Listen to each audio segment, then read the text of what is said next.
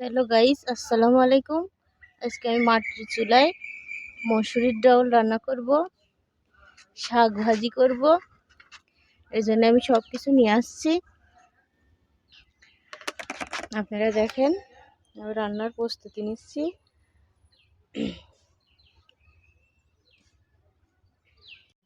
আমি ডাউলের মধ্যে কিছু রসুন, পেঁয়াজ এবং মরিচ কুচি দিয়েছি ডাউলটা সেদ্ধ করার জন্য। আপনারা আমার সাথে থাকুন, ডাউলটা কিভাবে রান্না করি। আমি চুলাটা ধরিয়ে দিয়েছি, এখন জাল হচ্ছে, ডালটা সিদ্ধ করব। হ্যালো গাইস, দেখেন আমার চুলাটা ধরে গেছে। ডালটা সিদ্ধর জন্য ভালোভাবে পরিপূর্ণভাবে চুলাটা জ্বালানো হচ্ছে। আপনারা দেখতে থাকুন। ডাউলটা বলক আসতে শুরু করেছে।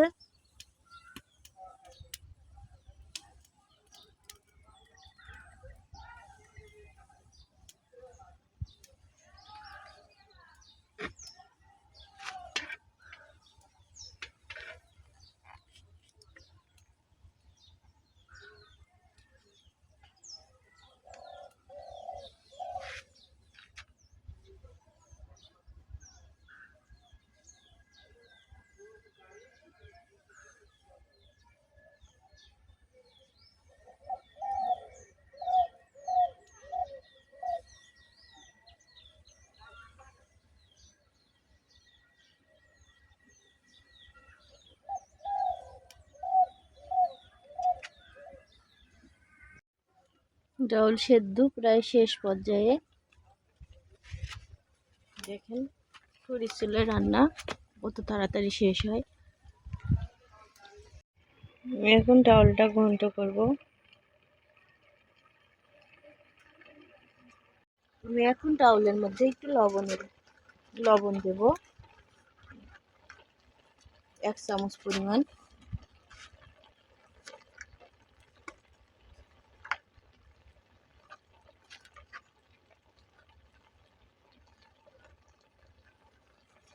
হাফ চামচ পরিমাণ হলুদের গুঁড়া দেব, দিয়ে ডাউলটা ঘন্ট করব।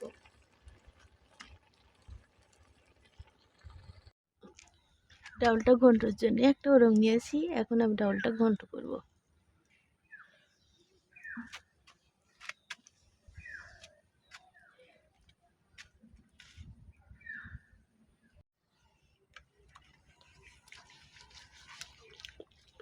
ডাউলটা মিহি করে ঘন্ট করতে হবে।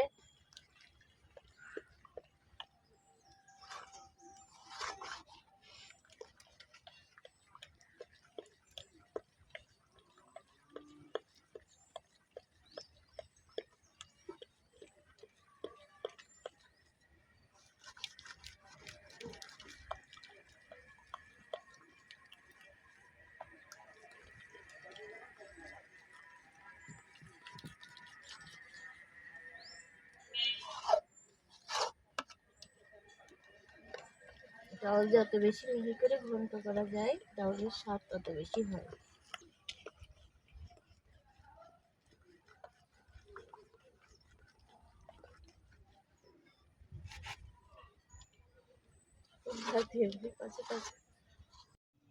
হ্যালো গাইস, আমি ডাউল ঘন্টার মধ্যে পরিমাণ মতো পানি দিয়ে দেব।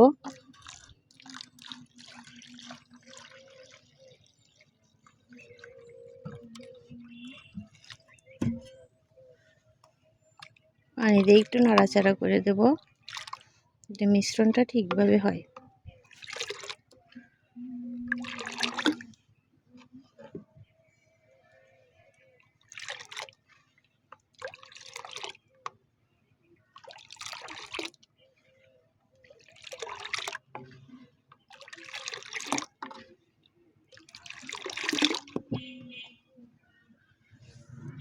এবার আমি চুলার পর কড়াইটা তুলে দেব। আমি ডাউলের কড়াইটা চুলার উপর দিয়ে আবার জাল করতেছি, ডাউলটা আবার ফোটানোর জন্য। ফোটায় ডাউল তেলে দেব।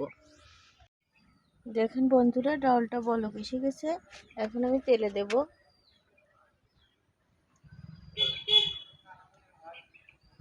আমি ডাউলটা ঢেলে নিয়েছি একটা রাইস কুকারের বাটির মধ্যে। এখন আমি কিছু মশলা তেল দেব,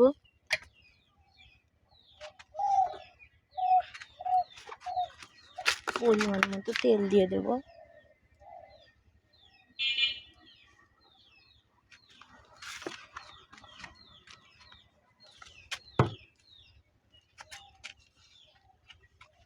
কিছু পেঁয়াজ কুচি দেব আর রসুন কুচি দেব।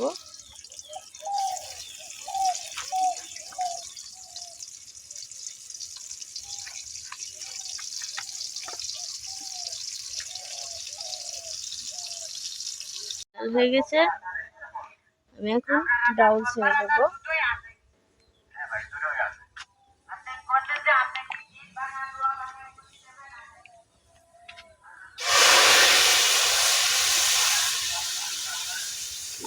ডাউলটা তেলে দেব।